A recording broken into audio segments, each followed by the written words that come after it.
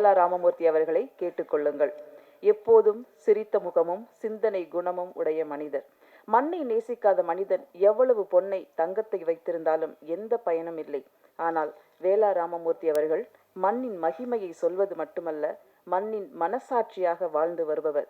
குற்றப்பரம்பரை, குருதியாட்டம், பட்டத்து யானை என்று அந்த மண்ணையும் மக்களையும் எழுதி எழுதி நமக்கு பெருமை சேர்த்து வருகிறார். எல்லாரிடமும் சென்று சேர்ந்திருக்கிறார். வீராயி மக்கள் என்ன சொல்ல வருகிறது? ஐயா வேலா ராமமூர்த்தி அவர்கள் மூத்த மகனாக படத்தில் வாழ்ந்திருக்கிறார்.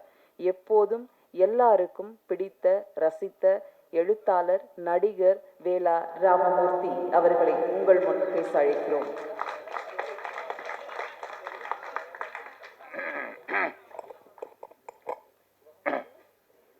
பயமா இருக்கு.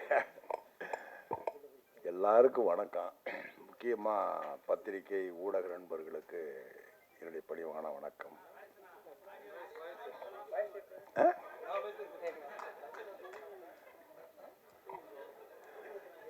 இந்த மேடையை எனக்கு மிக நெருக்கமான, மனசுக்கு பிடிச்ச மிக நெருக்கமான இயக்குநர்கள்லாம் நிறைஞ்சிருக்கிறீங்க. எத்த இசை வெளியீட்டு உள்ளவர்கள் இத்தனை இயக்குநர்கள் இப்படிப்பட்ட ஆட்கள் உட்கார்றது அறிவு. ஒருத்தர் 2 பேர் முக்கியமான ஆள் இருப்பாங்க, அப்புறம் ஒரு 2-3 பேர் இருப்பாங்க, இப்படி இருப்பாங்க. ஆனால் எனக்கு மனசுக்கு பிடிச்ச அத்தனை பேர் வரிசையாக எடுத்துக்கல. இது ரொம்ப நான் அடிக்கடி எனக்கு என்னுடைய பழக்கம் என்னென்னா, நான் அந்த ஃபோனை போட்டுக்கிட்டு ஹீரோக்கள்கிட்ட ஏமையார் என்னை இயக்கிய டைரக்டர்கிட்ட கூட நம்பர் வாங்கிக்கிறதில்ல, தொடர்பில் இருக்க மாட்டேன். என்னை முதலாக கொண்டு போய் சினிமாவில் இழுத்து விட்டவர் ரவிபையா. என்ன மிளகாயின்னு ஒரு படத்தில் எங்கள் ஊருக்காரரு, அவன் அம்மா எங்கள் ஊர், அம்மா பிறந்து பிறநாளி எங்கள் ஊர். இப்போ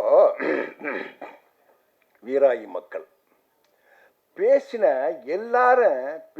எல்லாரும் இந்த படம் வாழ்வியலை சொல்லுது, உறவு முறையை சொல்லுது, அந்த குடும்ப விஷயங்களை சொல்லுதுன்னு ஒவ்வொருத்தரும் பேச பேச பேச பேச ஒரு இயக்குனர் இந்த படத்தை இயக்குனர் என்ன பண்ணியிருக்கணும், கேட்க அப்படி கம்பீரம் பண்ணிருக்கணும், அப்படி சந்தோஷமா நின்றுருக்கணும் இல்லையா?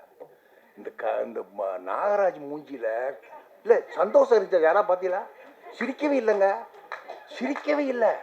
ஒவ்வொருத்தரும் பேச பேச மரியா பேசுறதுலேருந்து பேரரசு பேசு வரிசையா, சங்கையா பேசுறதுலேருந்து கோவில் வரிசையா பேசுறதெல்லாம் இப்படி அழுகிறாரு. கண்ணீர் தான் வரல, பொங்குது வரல.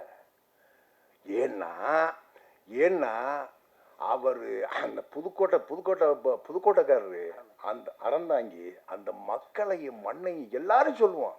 எழுத்தாளர்கள்லாம் சொல்லுவான், மண்ணையும் மக்களையும் அப்படியே பிசைஞ்சு நான் கொடுத்துருக்கிறேன், எழுதியிருக்கிறேன்னு சொல்லுவோம், எல்லாரும் சொல்லுவான். ஆனால் அதாவது இந்த புற விஷயங்களை எழுதி போடுற எழுத்தாளர் நிறையா இருக்கான்.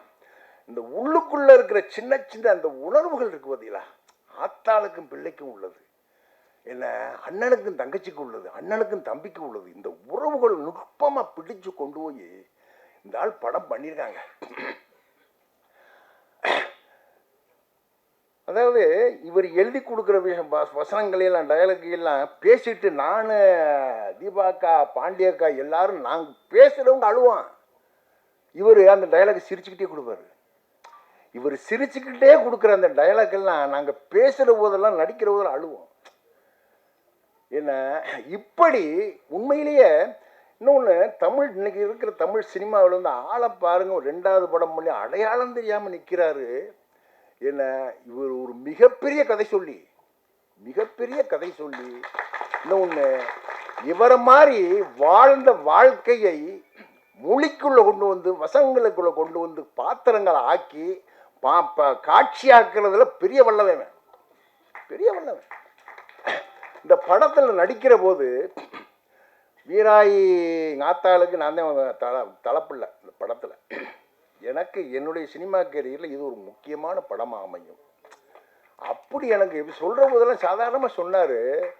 போய் நான் அந்த படத்தில் நடித்து முடிச்சுட்டு வெளியே வர இது ஒரு தமிழ் படமாக நினைக்கலைங்க. தமிழ் படத்தில் நடித்த ஃபீலே எனக்கு இல்லை. ஏதோ ஒரு மலையாள படத்தில், ஒரு பெங்கால் படத்தில், ஒரு ஈரான் ஃபிலிமில் பண்ண மாதிரி ஒரு செட் ஆர்ட் டைரக்ட் வேலை இல்லை. இந்த படத்தில் செட்டுக்கு வேலை இல்லை, காஸ்டியூமுக்கு வேலை இல்லை. பெரும்பாலும் நாங்கள் எல்லோரும் ஓன் காஸ்டியூம் போட்டு நடிச்சிருக்கோம். ஆமாம், அந்த வீடுகளும் திண்ணைகளும் கூரைகளும் உடஞ்ச ஏணி படிகளும் தெருக்களும் அப்படியே அண்ணன் வெள்ளத்தில் பூரா இப்போ அந்த குலசேகரமங்கலத்தை அங்கிட்டு தான் போயிருக்கிறோம். அந்த ஏரியாவில் வீரசிகாமணி அந்த ஏரியாவிலும் இப்போ நான் ஷூட் போனது.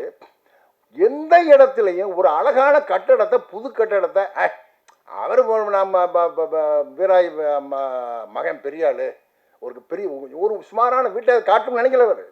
அந்த ஓட்ட வீடு, அந்த ஓட்ட திண்ணை என்ன, அப்படி நாங்கள் எங்களுக்கு யாருக்குமே நடிக்க தோணலை. அதுலேயும் தீபாக்காவும் பாண்டியக்காவும் பண்ணியிருக்காங்க பாருங்க.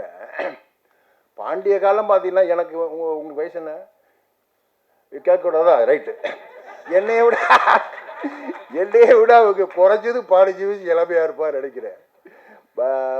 கவிதா கூட சொன்னாங்க 70 வயதில் ஆரோக்கியமாக எப்படி இருக்குது வேறாபத்திரி காலம். எனக்கு 72 வயசு, 73 வயசு எனக்கு. ஏன்னா என்னைய விட அவங்க 15 வயசு கம்மியாக தான் இருப்பாங்கன்னு நினைக்கிறேன். எனக்கு ஆத்தாவை நடிக்கிறாங்க. பார்த்தா அந்த படத்தில் என்ன இந்த கிராமிய படங்கள், தமிழில் வர்ற கிராமிய படங்கள், குறிப்பாக தென் மாவட்ட படங்கள், அது குறிப்பாக அந்த தேனி உசிலம்பட்டிக்கு போயிடுச்சாங்க. நடிக்கிற பொம்பளைகள்லாம் ஒரு இழுப்பாக டயலாகில் ஒரு எழுத்து பேசணும்னு ஒரு கண்டிஷன் வச்சுருக்காங்க. ஆனால் இந்த படத்தில் இந்த படம் ஒரு மதுரையவோ தூத்துக்குடியவோ உசிலம்பட்டியவோ புதுக்கோட்டையவோ ஒரு லேண்ட்மார்க் பண்ணலை. புதுப்படை நடிச்சிருக்கான். ஆனால் தெக்கத்தி தமிழ் அது. ஏன்னா இந்த பாண்டியக்கா பேசுகிற டயலாக்கெல்லாம் பார்த்தீங்கன்னா அங்கிருங்க அப்படி உயிர்லேருந்து வருங்க. உயிர்லேருந்து ஏப்பா மூத்தவனே ஏண்டா வேணாம்டா என்ன கேட்குற போது நமக்கு உருகும். எனக்கு சொல்லவே வேண்டியதில்லை. என்ன நான் இத்தனை வருஷம் கேட்டதில்லை. 10 வருஷத்துக்கு 11 வருஷம் நடிச்சுக்கிட்டு இருக்கேன் சினிமாவில். இத்தனை படங்கள் இத்தனை படங்கள் நடிச்சிருக்கல. நான் கிளிசரின் போட்டு நடித்ததே இல்லை. பார்த்து அந்த சீனுக்குள்ளே போவேன். அப்படி நினச்சோன்னு அழுவேன், கண்ணீர் வந்துடும். என்ன நான் கிளிசரின் போட்டதே இல்லை. பாண்டியக்காவும் அதுலேயும் தீபாக்காவுக்கு எனக்கு ஒரு சீன் இருக்குது இந்த படத்தில்.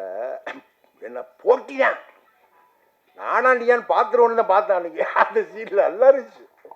என்ன அல்லேன்னு வரும் அப்போ தட்டி விடுவேன். என்ன அப்படி ஒரு சீன்னா நான் சும்மா தீபாக்காவும் பாண்டியக்காவும் பேசி பெருமைப்பட்டுக்கிற விஷயம் இல்லது. நாகராஜ் என்ன அப்படி ஒரு அற்புதமான ஒரு கதைக்காரன், வசனகர்த்தா, வாழ்க்கையை தெரிஞ்சவன், வாழ்க்கையை எழுத்தில் கொண்டாந்து காட்சிப்படுத்தி படமாக்கணும். அப்படி ஒரு பெரிய வாய்ப்பை நாகராஜ் பண்ணியிருக்காரு. இது உண்மையிலே இது இன்னொரு தமிழில் வந்த மாயாண்டி குடும்பத்தார் போல் ஒரு சில படங்களில் வீராயி மக்கள் உறுதியாக இருக்கும். தமிழில் வந்த கிராமிய வாழ்க்கையை சொன்ன நல்ல படங்களில் நிச்சயமாக வீராயி மக்கள் ஒரு படமாக இருக்கும்.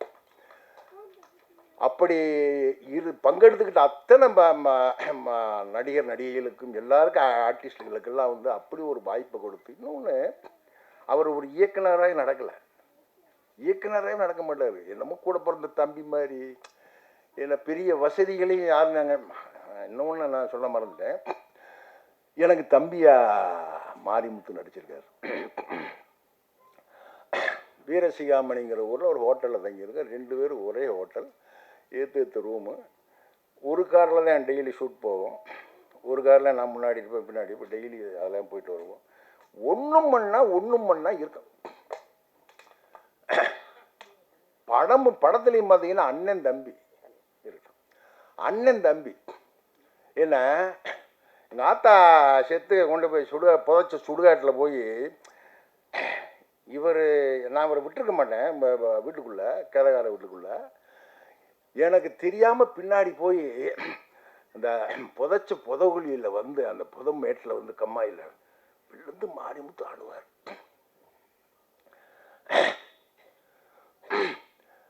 நான் உண்மையிலேயே மாரிமுத்து அவன் ஒரு நையாண்டி அப்படி அடிச்சுட்டு போகிறவர் அழுகிறாரு. நான் அப்படி பின்னாடி இருந்து சீன் படி ஒரு 10 அடி தூரத்துலேருந்து அப்படியே மாரிமுத்து பார்த்துக்கிட்டு இருக்கேன். தம்பி வந்து நம்ம வந்து அவனை சேர்க்கலை, இருந்தாலும் தாய் பாசத்தில் வந்து அழுகிறான். என்ன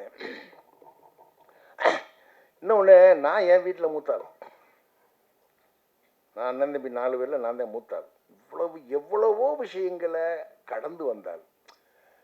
என்ன அப்படி ஒரு கிராம வாழ்க்கையை தான் அதைத்தான் நான் எழுதிக்கிட்டே இருக்கேன். என்னுடைய கதைகள் எல்லாம் எத்தனை நாடு, எத்தனை தேசம், எத்தனை இராணுவத்தில் இருந்து இந்தியா முழுக்க சுற்றினவன், உலக நாடுகள் முழுக்க போயிருக்கேன். ஒரு கதையை கூட பெருநாளி பெரிய அளவு தாங்கல. பூரா அந்த மக்களை வச்சு அழுது. ஏன்னா அப்படி மாரிமுத்து அழுதுகிட்டு இருக்காரு. அப்படியே போய் தூக்குவேன். 2 பேரும் அழுவோம். இந்த மாரிமுத்து நானும் நடிச்சுட்டு செப்டம்பர் 4ஆம் தேதி, இல்லை செப்டம்பர் 5ஆம் தேதி நான் முடிச்சுட்டு காரைக்குடி ஷூட் போகிறேன். நேராக நான் அங்கே வீரசியாமலேருந்து மறுநாள் 5ஆம் தேதி 6ஆம் தேதி முடிச்சுட்டு மாரிமுத்து சென்னை வர்றாரு. நான் காரைக்குடியில் கொத்தமங்கலத்தில் ஒரு ட்ராலி ஷாட்டு, அந்த பெரிய பங்களாவில் உட்காந்துருக்கேன். ட்ராலியை போட்டிருக்காங்க, ஒரு 10 இருக்கும். என் அசிஸ்டண்ட் விட ஐயா மாரிமுத்து இறந்தவனாரியா. 2 பேரும் நாங்கள் வந்து ஒரு சந்திச்சு ஒரு 8 மாதம் 10 மாதம் 1 வருஷம் ஆகியிருந்தால் பெருசாக தெரிஞ்சிருக்காது எனக்கு. நேற்று முந்தா நாள் ஒன்று மண்ணா இருந்துட்டு இப்போ ஒன்றா புரோட்டா கடையில் வைத்துன்னு, ஒன்றா டீ குடிச்சிட்டு, ஒன்றா கொட்டை மொச்சப்பயத்தை வைத்துன்னு விட்டு, இல்லை இங்கேயும் ஒன்று மண்ணா அண்ணன் தம்பின்னு அழுது தவிச்சு நடிச்சுட்டு போய் 2ஆவது நாள் 8ஆம் தேதி இறந்தவனார். கரெக்டாக ஆக்சிடென்ட். எனக்கு உயிரே போயிடுச்சு. எனக்கு டயலாக் வருதில்லை. இங்கே ஷார்ட்ரு ஆக்ஷன் டயலாக் வரல. அப்படி என்னுடைய அருமை நண்பர், அவருடைய சாவு தமிழகத்தையே உலுக்கியது. அந்த சாவு என்னை ரொம்ப உலுக்கிடுச்சு. அவர் மாரிமுத்தோட இன்னொன்று, மாரிமுத்து நடித்த கடைசி திரைப்படம் இதுதான். முடிச்சுட்டு வந்தார், டப்பிங் போனார், எதிர்நீச்சல் டப்பிங் போனார், இறந்துட்டார். என்ன அவர் ஒரு அற்புதமான நடிகன். அவருடைய பங்களிப்பு எல்லாம். இன்னொன்று, எப்படித்தான் அந்த நாகராஜ் வந்து எப்படித்தான் திட்டம் போட்டாருன்னு தெரியல. கரெக்டாக அந்த கேரக்டருக்கு ஏற்ற ஆர்டிஸ்டில் பிடிச்சி போட்டார். அப்படி பிடிச்சி போட்டுருக்காரு எல்லா பேரும். செந்தி இருக்காங்களா? போயிட்டாங்களா? செந்தி எல்லாம் தீயா இங்கே போயிட்டாங்களா?